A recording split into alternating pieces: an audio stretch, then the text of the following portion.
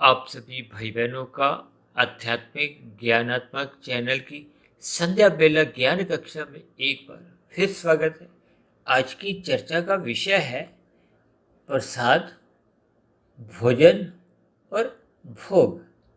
इनको हम प्रकृति के 3 गुणों से जोड़कर कुछ आज की वीडियो को कुछ आगे बढ़ाएंगे। देखिए, प्रसाद शब्द को हमने सात्विक स्थिति से जोड़ा है और भोजन को हमने राजसी स्थिति से और भोग को एक तामसी स्थिति से।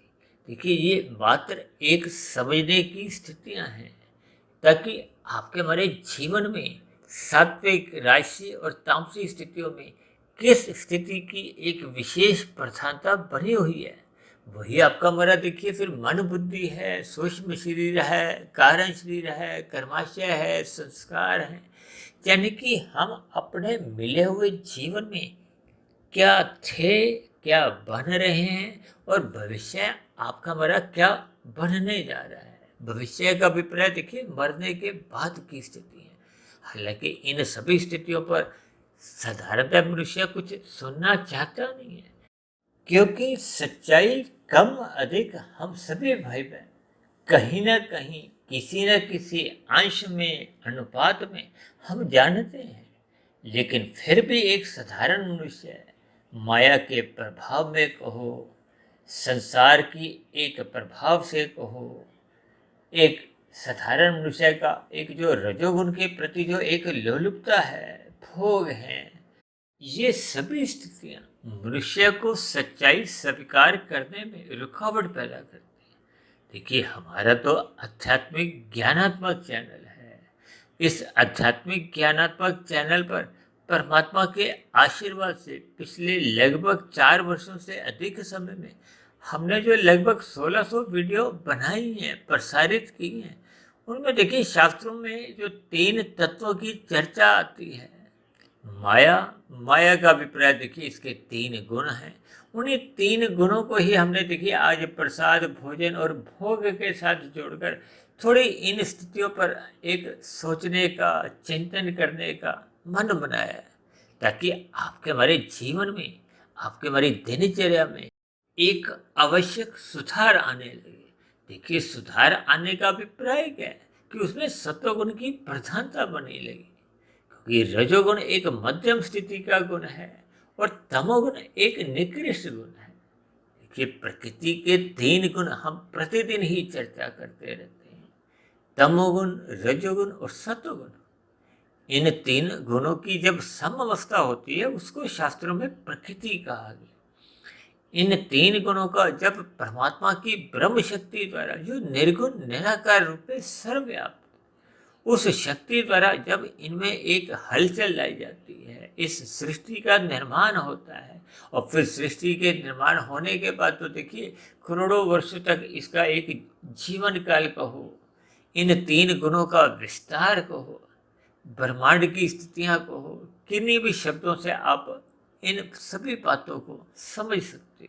लेकिन फिर भी माया को देखिए जड़ कहा गया है। जड़ में अपने आप कभी कोई क्रिया नहीं होती। ये एक सैद्धांतिक कथन है। क्रिया एक चेतन तत्व द्वारा जड़ यंत्र में लाई जाती है। देखिए, यंत्र मैं इसलिए कह रहा हूँ क्योंकि आपके मेरे घरों में देखिए कितने ही यंत्र हैं। टीवी है, मिक्सी है, गीजर है, फ्रिज है। जिस गाड़ी में आप और हम इधर उधर चलते फिरते हैं, ये भी एक यंत्र है। और सबसे महत्वपूर्ण बात क्या है, आपका हमारा जो एक शरीर है, ये भी एक यंत्र ही है। इस यंत्र में जब तक चेतन शक्ति रहती है तो आप और हम चलते फिरते दिखाई देते हैं। इसी को ही जीवन कहा जाता है। देखिए, इस जीवन का जो एक शरीर है, माता के गर्भ में इसकी जो निर्माण प्रक्रिया आरंभ होती है, वो चेतन तत्व के मौजूदगी के कारण ही होती है। यानी कि एक जड़ पदार्थ में जो एक वृद्धि होती है, देखिए वृद्धि का अभिप्राय योनि से है। अब देखिए, आपके हमारे घरों में देखिए कुर्सी मेज है, अब इनमें तो कोई वृद्धि नहीं होती क्योंकि ये कोई योनियां नहीं है, ये मात्र एक पदार्थ है। अब जब हम अपने आपके शरीर का एक विकास कहते हैं तो ये एक योनि है, जिस पदार्थ में विकास होता है, विभिन्न स्थितियां बनती हैं, वो चेतन तत्व के कारण बनती है। इन बातों को आप घर के जो विभिन्न उपकरण हैं, यंत्र हैं, उनमें जब आप क्रियाएं देखते हो तो उसमें विद्युत प्रवाह आता है। आप विद्युत शक्ति को भी आप आत्मा से जोड़ सकते हो। देखिए, समझने के मात्र ये केवल एक स्थितियां हैं कि हम आत्मा के स्वभाव को समझें। शास्त्रों में तो बार बार कहा गया कि आत्मा ज्ञान स्वरूप है और परमात्मा अनंत स्वरूप सत्य है। देखिए, कुछ जो आधारभूत बातें हैं, सैद्धांतिक बातें, जब तक आप और हम इनको यथार्थ रूप में समझते नहीं, तो फिर शास्त्रों के जो गूढ़ रहस्य हैं, उनसे मनुष्य एक भली भांति कोई समझ नहीं पाता। अपने जीवन के उद्देश्य को भी फिर वो समझ नहीं पाता। तब ऐसी स्थितियों में देखिए, उसके जीवन में रजोगुण और तमोगुण की ही प्रधानता बनी रहती है। देखिए, जब जब हम सतोगुण में स्थित नहीं होते, तो फिर आपकी हमारी स्थितियां क्या है कि हम रजोगुण में स्थित हो जाते हैं। और जो मनुष्य रजोगुण में लंबे समय तक बना रहता है, वो बार बार तमोगुण में गिरता है। देखिए, इन सभी स्थितियों पर अक्सर हम कितने ही वीडियो बना चुके हैं। हम अलग अलग शब्दों द्वारा जो वीडियो का नाम रखते हैं, उन नामों में भी देखिए कुछ ना कुछ संदेश छिपे होते हैं। और फिर उन संदेश के जरिए हम कुछ भी शास्त्रों की सैद्धांतिक बातों को चर्चा करते हैं। ये चर्चा हम इसलिए करते रहते हैं कि आपके हमारे कर्मों में सर्वप्रथम सुधार आए। सुधार आने का अभिप्राय क्या है कि हम जो निषिद्ध कर्म है, पाप कर्म है, उनसे बचें। और शास्त्रों में जो विहित कर्म, विधि विधान द्वारा जो कर्म कांड कहे गए हैं, जिन कर्मों को करने की शास्त्र आपको में अनुमति देते हैं, गुरु आपको में अनुमति देते हैं, आपकी आत्मा परमात्मा का आशीर्वाद बना रहता है, केवल उन्हीं कर्मों को आपको में करना होगा।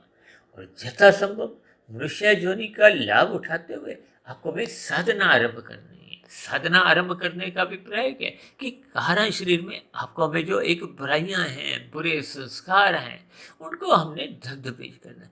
बस ऐसी ही स्थितियां हमने मरते दम तक मनुष्य योनि में करते रहना है। क्योंकि मनुष्य योनि देखिए कर्म योनि है। आपके हमारे द्वारा होने वाले जितने भी कर्म हैं, उनका एक कर्माशय बनता है, उनके कुछ संस्कार बनते हैं। संस्कार को हो, स्वभाव को हो, ये सभी स्थितियां जब कारण शरीर में एक निरंतर बनती रहती हैं, तो फिर उन बने हुए संस्कारों से मन बुद्धि में आपके बड़े फुरने उठते हैं, विचार आते हैं। और ये विचार ही मन बुद्धि के स्तर पर जब एक स्थिर रूप में बने रहते हैं, तो यही आपके हमारी दिनचर्या को निर्धारित करते हैं कि अब आपने दिन में क्या क्या करना है, किन कार्यों को करना है। और अक्सर मनुष्य के जीवन में जब भोगों के ही संस्कार आते हैं, देखिए आज मैंने प्रसाद शब्द को सात्विक स्थिति से जोड़ा है, और भोजन शब्द को राजसी स्थिति से, और भोग शब्द को हमने तामसी स्थिति से। तामसी का अभिप्राय क्या है?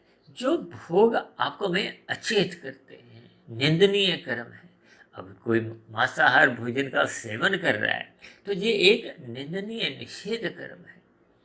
अब लोग शराब पीते हैं, सिगरेट पीते हैं, मादक पदार्थों का सेवन करते हैं। और आजकल तो देखिए कितने ही गुटखे, तंबाकू कुछ बाजार में ऐसे आ गए हैं जिनको एक साधारण मनुष्य देखिए, विशेष रूप से भारत में, जिसको एक आध्यात्मिक देश अक्सर मैं बार बार कहता रहता हूँ, फिर भी देखिए भारत जैसे देश में ऐसे कितने ही मनुष्य हैं जो मुंह में देखिए लगभग 8, 10, 15 घंटे गुटखा रखते हैं, तंबाकू रखते हैं, अपने आप को एक प्रमाद की स्थिति में, अचेत स्थिति में लाए रखते हैं। भले ही उनके शरीर में विभिन्न प्रकार के रोग भी उत्पन्न होते हैं। देखिए, अक्सर रोग आरंभिक स्थितियों में उत्पन्न नहीं होते, ये स्थूल शरीर का एक स्वभाव है। लेकिन जैसे जैसे हम गलत पदार्थ लेते हैं, यहाँ भोग का अभिप्राय देखिए तामसी पदार्थों से है, जो आपके हमारे ज्ञान को अचेत करते हैं। देखिए, स्थूल शरीर के स्तर पर ही मनुष्य अचेत होता जाता है। अब जो शराब पीते हैं, वो स्थूल शरीर के स्तर पर ही थोड़े मस्ती में आने लगते हैं, और जब अधिक पी जाते हैं तो अपने होशावास भी खो देते हैं। और ऐसे कितने ही देखिए कुछ मनुष्य हैं जो कभी कभी कुछ इतनी अधिक शराब का सेवन कर देते हैं कि उनका अपने स्थूल शरीर पर नियंत्रण नहीं बना रहता। और ऐसे मनुष्य देखिए कई बार आपने देखे होंगे कि सड़कों पे गिरे हुए पड़े हुए हैं, उनको अपने वस्त्रों का भी, अपनी स्थितियों का कोई बोध नहीं है। ये सभी स्थितियां आरंभिक स्तर पर देखिए स्थूल शरीर को अचेत करती हैं, फिर मन बुद्धि को अचेत करती हैं, और फिर कारण शरीर में ये निरंतर जो स्थितियां आपके हमारे जीवन में बनती हैं वही तो कारण शरीर बनता है। वैसे ही संस्कार बनते हैं। ये देखिए तीन शरीरों का जो आपसी संबंध है, अब कारण शरीर में जब बुरे संस्कार होंगे तो फिर आत्मा के ऊपर एक अस्थायी अज्ञानता की स्थितियां बनने लगती हैं। ये अज्ञानता देखिए लाखों करोड़ों अरबों वर्षों तक बनी रहती है, क्योंकि जब अज्ञानता आ गई है, अंधकार की स्थितियां हैं। अब अंधकार कब जाता है? देखिए आपके हमारे कमरे में जब अंधकार होता है तो हम बल्ब ट्यूब जलाते हैं, दीपक जलाते हैं, यानी कि जब तक एक साधारण मनुष्य के जीवन में सत्संग रूपी दीपक जलता नहीं है, यानी कि सत्वगुण का एक स्थितियां बनती नहीं है। सत्वगुण का संग ही देखिए सत्संग है। बार बार कहा जाता है कि मनुष्य को सत्संग करना होगा। सत्संग की गैर मौजूदगी में आपके हमारे जीवन में देखिए पशु वृत्तियां बनी रहती हैं। अब पशु वृत्तियों का अभिप्राय देखिए आहार, मैथुन, निद्रा, भय की स्थितियां हैं। और अक्सर आप और हम महसूस करते हो कि आपके हमारे जीवन में ये जो चार पशु वृत्तियां हैं, आहार, मैथुन, निद्रा, भय, लगभग आपका हमारा जीवन इन्हीं स्थितियों में बीतता है यदि मनुष्य सत्संग नहीं करता। इसलिए तो बार बार कहा गया सत्संग करो, सत्संग करो। अक्सर ऐसे शब्द सुनकर एक साधारण मनुष्य कुछ बुरा भी मान जाता है। अक्सर ऐसे कितने ही मनुष्य हैं जो मुझे कहते रहते हैं कि आप हमें बार बार क्यों कहते रहते हो, बार बार वीडियो में भी आप कहते रहते हो सत्संग करो, सत्संग करो, ब्रह्म मुहूर्त में उठो। इन सभी स्थितियों को हम जानते हैं। देखिए जब हम जानते हैं और मानते नहीं का अभिप्राय आपके हमारे व्यवहार में ये स्थितियां बनती नहीं है। देखिए जब हम ब्रह्म मुहूर्त में सोए रहते हैं तो इसका अभिप्राय क्या है कि हमने माना नहीं है। जब माना नहीं तो आपके हमारी एक जीवन की जो एक दिनचर्या है उसमें वो परिस्थितियां बनते ही नहीं है। इसलिए देखिए आज की जो एक स्थिति है, प्रसाद को, सात्विक भोजन को राजसी और भोग को तामसी स्थितियों से जोड़ा है। अब मैंने देखिए भोग को एक आरंभिक स्थितियों में ही अधिक चर्चा की है, क्योंकि आपके हमारे जीवन में जो कलयुग में स्थितियां देखने को मिलती हैं, लोगों के जीवन में जो एक व्यवहार में जो निकृष्ट गुण बढ़ते जा रहे हैं, पाप कर्म बढ़ते जा रहे हैं, ऐसे कितने ही मनुष्य हैं जो दिन में देखिए कितने अधिक पाप करते हैं। कभी कभी तो मैं कहता रहता हूँ ना कि शहरों में तो कुछ लोग एक ही दिन में लाखों पाप कर जाते हैं। अक्सर मनुष्य देखिए लाखों शब्द सुनकर एक अचंभे की स्थिति में पहुंच जाते हैं, क्योंकि आपके हमारे जितने भी गलत काम हैं, पाप कर्म हैं, अपराध हैं, ये देखिए गुणात्मक रूप से भागते हैं।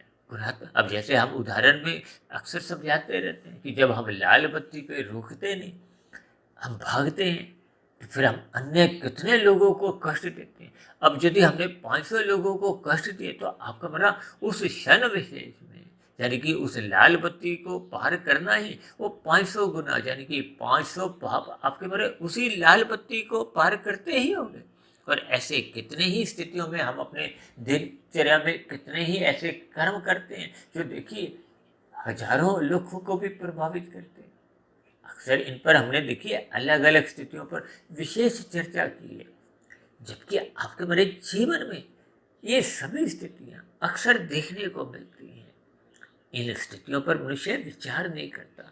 विचार इसलिए नहीं कर पाता क्योंकि जो बुद्धि का बल्ब है वो जला नहीं है, वो बुझा हुआ है। जब मध्यम स्थिति में देखिए सात्विक स्थिति में ये बल्ब एक सामान्य स्थिति में जलता है, और जब हम परमात्मा के सम्मुख हो जाते हैं तो आपके मेरे ज्ञान का दीपक वो एक विवेक शक्ति के रूप में एक प्रज्वलित होता है। विवेक शक्ति का अभिप्राय क्या है कि फिर हम शास्त्रों की बातों को एक गूढ़ रहस्य समझने लगते हैं। क्योंकि एक है बुद्धि, बुद्धि जब परमात्मा में लगती है, निरंतर सात्विक बनी रहती है, तो फिर एक स्थिति विशेष में एक विवेक शक्ति जगने लगती है। विवेक शक्ति जगने पे ही फिर हम अपने मिले हुए जीवन को सात्विक बनाते हैं।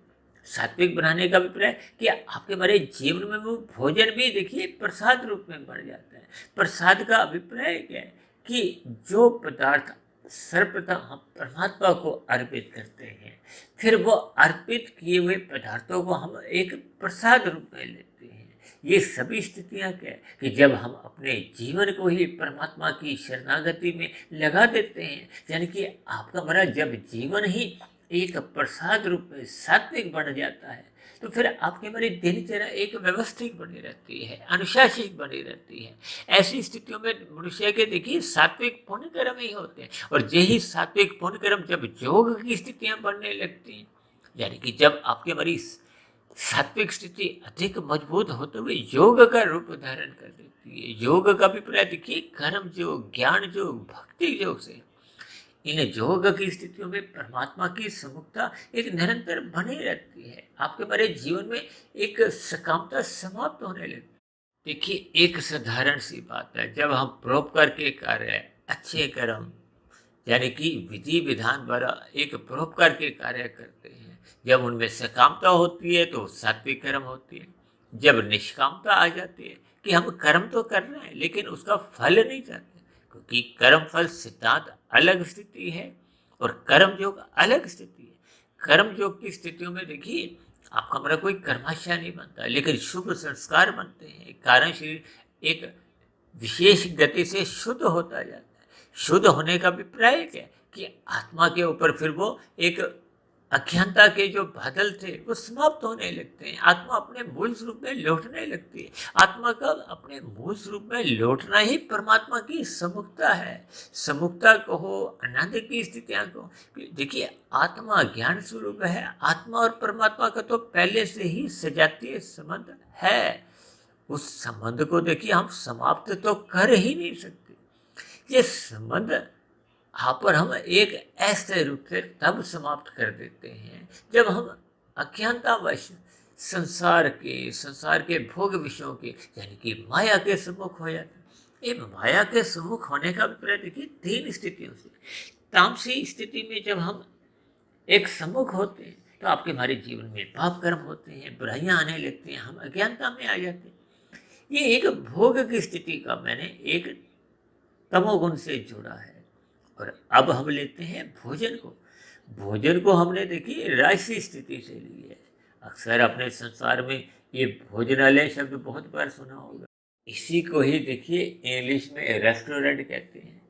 अक्सर आपके हमारे घरों में ये बार बार एक विचार आता रहता है, चलो आज रेस्टोरेंट में गए। ऐसे कितने ही मनुष्य हैं जो देखिए घर से कार उठाकर दूर दराज 50-70 किलोमीटर की यात्रा करते हैं। कहाँ जा रहे हैं? नाश्ता करने जा रहे हैं।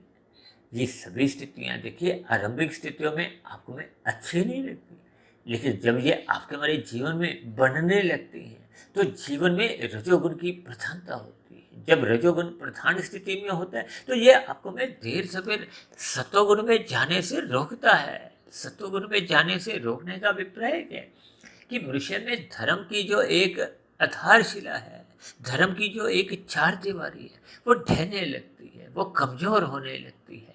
आपके हमारी स्थितियों में मर्यादाएं टूटने लगती हैं। तब ऐसी स्थितियों में ये सात्विक वीडियो ज्ञान की जो एक स्थिति है वो मनुष्य को अच्छी नहीं लगती। तब ऐसी स्थितियों में मनुष्य देखिए भोजन से, राजसी स्थिति से कब मनुष्य के वो भोजन ही भोग बन जाते हैं। ये भोग ही आपके बड़े स्थूल शरीर के स्तर पर विभिन्न रोग उत्पन्न करते हैं, मन के स्तर पर विकार उत्पन्न करते हैं, काम, क्रोध, लोभ, मोह, अहंकार। और सबसे बड़ी बात, ये निरंतर विकार आपके बड़े कारण शरीर में एक बुरे संस्कारों को एक वेग देते हैं। ये वेग ही आपके हमारे मन बुद्धि के स्तर पर ये बुराइयां लाते हैं, वेग लाते हैं। देखिए जब तूफानी वेग से एक क्रोध आता है तो ये कितने भयानक जघन्य पाप कर्म कर जाता है। इन सभी स्थितियों पर मनुष्य विचार नहीं करता। अब विचार कब करता है? जब मृत्यु के अंतिम क्षण आते हैं। अक्सर हम सभी भाई बहनों का देखिए अनुभव रहा है कि हमने कितनी ही जीवन में परीक्षाएं दी हैं। आपका हमारा जीवन भी तो देखिए एक परीक्षा के समान ही है। हम जैसे जैसे परीक्षा में देखिए प्रश्नों के उत्तर देते हैं, उसी के ही नंबर आते हैं। ठीक इसी तरह ये जो परमात्मा की जो एक प्रकृति, एक व्यवस्था है, परमात्मा के यहाँ जैसी जैसी भी स्थितियां, वो एक प्रकृति की व्यवस्था के अनुसार चलती रहती, अनादिकाल से ये चलती आ रही है। चाहे सतयुग था, चाहे त्रेता युग, चाहे द्वापर युग, और वर्तमान समय देखिए कलयुग चल रहा है। कलयुग में शास्त्रों में ऐसा कहा गया है कि धर्म की जो एक स्थिति है वो लगभग लड़खड़ाती जाती है, कमजोर होती जाती है। कुछ दिन पहले हमने देखिए, कुछ महीने पहले हमने एक चर्चा की थी ना, धर्म के चार पाए। ये धर्म देखिए चार पायों पे टिका हुआ है। तो वो जो चार पायों पे जब चारों पाए उसके कमजोर होने लगते हैं, देखिए एक पाया ही कमजोर होने पे उस पलंग का हम सुख, उस चार पाई का सुख ले नहीं पाते।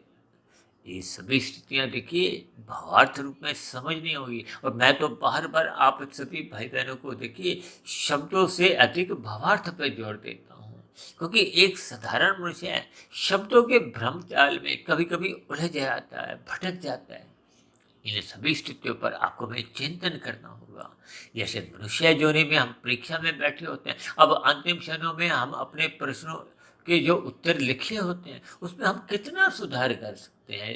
अंतिम क्षणों का अभिप्राय अंतिम 2 4 5 मिनटों की है। यही तो आपके हमारे जीवन की देखिए अंतिम स्थितियां होती हैं, जब पूरे जीवन की जो एक फिल्म है, जो एक चित्र है, वो आपके हमारे एक मन के स्तर पर वो फटाफट एक भागते हैं कि मैंने जीवन में यहाँ गलती की, यहाँ गलती की। ये देखिए ये मेरी एक मन की स्थितियां हैं जिनको मैंने शास्त्रों को पढ़ते हुए एक महसूस किया। इन पर भी हमने देखिए अलग अलग कई बार वीडियो बनाई है।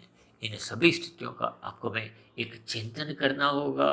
अपने मिले हुए जीवन में सात्विक स्थिति मजबूत करनी होगी। तभी तो शास्त्रों में बार बार कहा गया है सत्वगुण की प्रशंसा करो, रजोगुण के प्रति उदासीन रहो और तमोगुण की निंदा करो। यानी कि भोगों से आपको में बचना होगा। ये भोग ही रोग उत्पन्न करते हैं। ये रोग क्या है? मरने के बाद की जो अधोगति की स्थिति है, ये रोग है, दुख है। अब कोई भी रोग देखिए सुख तो देता नहीं, दुख देते हैं। ये नीचे की जोनियों में देखिए दुख ही दुख है। और इसी तरह ये जो भोजन की स्थिति है आपके हमारे जीवन में, आहार की हम क्या देखते हैं, क्या सुनते हैं, क्या खाते हैं, यानी कि ये सभी स्थितियां आपके मेरे भोजन में आ जाती हैं।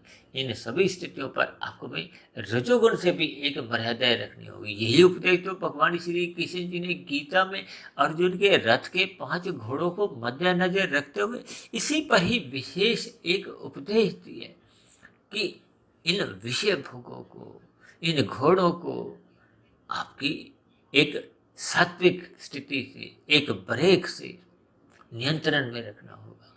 अन्यथा ये 5 भोग्य विषय, 5 घोड़े अनियंत्रित हो जाते हैं और कब किस दिशा में भाग जाएंगे, ये दिशाएं क्या है? ये देखिए अधोगति की स्थिति है। इस पर आपको में विचार करना होगा और अपने मिले हुए जीवन को एक सात्विक स्थिति से जोड़ना होगा। इस सात्विक स्थिति को ही मैंने देखिए प्रसाद शब्द से जोड़ा है। यानी कि हम सभी भाई बहनों को परमात्मा की शरणागति में रहना होगा, अपना जीवन परमात्मा को समर्पित करना होगा। जैसे हम मंदिर में जाते हैं तो हम कुछ पदार्थ परमात्मा को अर्पित करते हैं, फिर वो परमात्मा को भोग लगाकर हमें ही वापस मिलता है। यानी कि आपका हमारा जो एक जीवन है वो परमात्मा की ओर सम्मुख होना होगा। आपके हमारी दिनचर्या एक व्यवस्थित होनी चाहिए, सात्विक होनी चाहिए। ब्रह्म मुहूर्त में आपको में उठना होगा, शास्त्रों का अध्ययन करना होगा, परमात्मा की सम्मुखता बढ़ाते हुए अपने रजोगुण को एक मर्यादा में रखना होगा और तमोगुण से बचना होगा। बचने का अभिप्राय देखिए नींद लेने तक ही सीमा में रखना होगा, ताकि आपके हमारे जीवन में परमात्मा की सम्मुखता बनते हुए ज्ञानमय स्थिति रहे, आनंदमय स्थिति रही। क्योंकि परमात्मा की सम्मुखता ही आपको में आनंद देती है। क्योंकि परमात्मा तो देखिए स्वयं आनंद स्वरूप सत्ता है, जिसका हम संग करेंगे तो अब देखिए परमात्मा सच्चिदानंद है। आनंद में ज्ञान नित्य बना रहता है और ज्ञान सदा नित्य रहता है। यानी कि ये जो सच्चिदानंद की जो एक स्थिति है वो परमात्मा के लिए कहा जाता है। और जब हम एक ज्ञान स्वरूप होते हुए प्रकृति के सम्मुख होने लगते हैं तो फिर परमात्मा का आनंद तो हमें मिलता नहीं। ये जो संसार में माया के जो हम सम्मुख होते हैं, फिर हम जिस गुण विशेष के सम्मुख होते हैं, फिर वहीं के झलके कहो, वहीं के रंग कहो, वो आपके हमारे जीवन में दिखने लगते हैं। इन सभी स्थितियों पर आप चिंतन करें और यथासंभव अपने जीवन में आध्यात्मिक उन्नति के दरवाजे खोलने के लिए सत्वगुण का अधिक से अधिक संग करें, ब्रह्म मुहूर्त में उठने का अपना संस्कार बनाएं। तो इन्हीं शुभकामनाओं के साथ चर्चा विशेष को अब यही विश्राम देते हैं। कल सुबह फिर मिलते हैं ब्रह्म मुहूर्त ज्ञान उपदेश कक्षा में। तब तक आप अपने आध्यात्मिक मित्र सुधीर भाटिया फकीर को इजाज़त दें। आप सभी भाई बहनों को बहुत बहुत शुभ रात्रि और सुबह ब्रह्म मुहूर्त में उठने के लिए, सात्विक स्थिति मजबूत करने के लिए मेरी ओर से बहुत बहुत शुभकामनाएं। फिर भी चर्चा संबंधित आपके मन में कोई प्रश्न उठ रहा हो, कोई मेरी कही गई बातों पर आपको ऐतराज हो, आपत्ति हो, शिकायत हो, तो ऐसी सभी स्थितियों का नीचे दिए गए कमेंट्स बॉक्स पर स्वागत है। चर्चा विशेष को ध्यानपूर्वक सुनने के लिए आप सभी भाई बहनों का भी बहुत बहुत धन्यवाद।